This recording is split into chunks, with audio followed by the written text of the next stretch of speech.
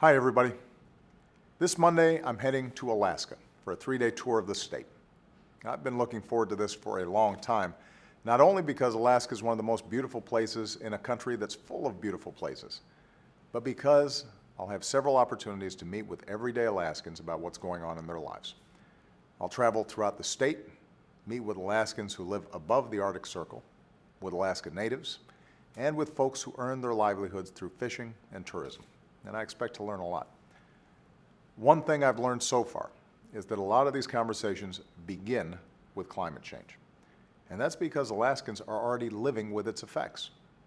More frequent and extensive wildfires, bigger storm surges as sea ice melts faster, some of the swiftest shoreline erosion in the world, in some places more than 3 feet a year. Alaska's glaciers are melting faster too, threatening tourism and adding to rising seas. And if we do nothing, Alaskan temperatures are projected to rise between 6 and 12 degrees by the end of the century, changing all sorts of industries forever.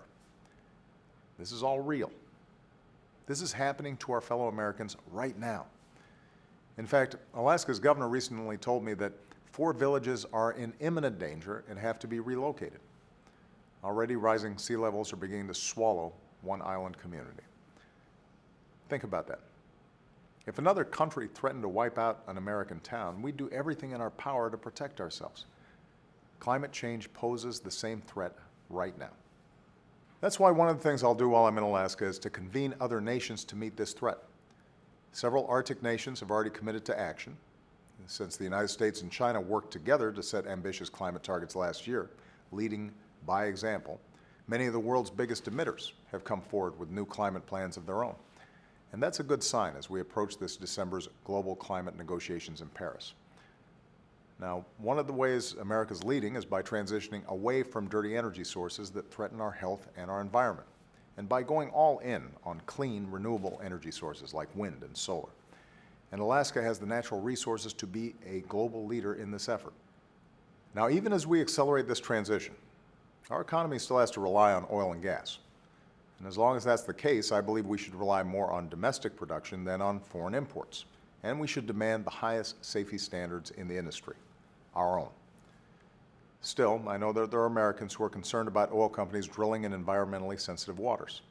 Some are also concerned with my administration's decision to approve Shell's application to drill a well off the Alaskan coast, using leases they purchased before I took office. I share people's concerns about offshore drilling.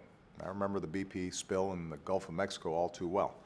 And that's precisely why my administration has worked to make sure that our oil exploration conducted under these leases is done at the highest safety standards possible, with requirements specifically tailored to the risks of drilling off Alaska.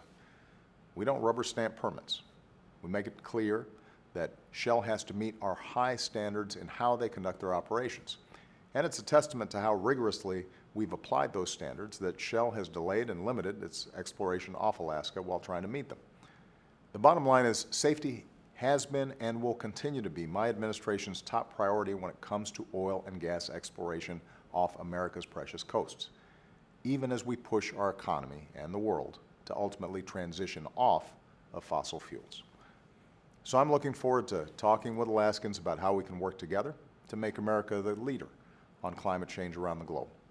And we're going to offer unique and engaging ways for you to join me on this trip all week at whitehouse.gov/Alaska.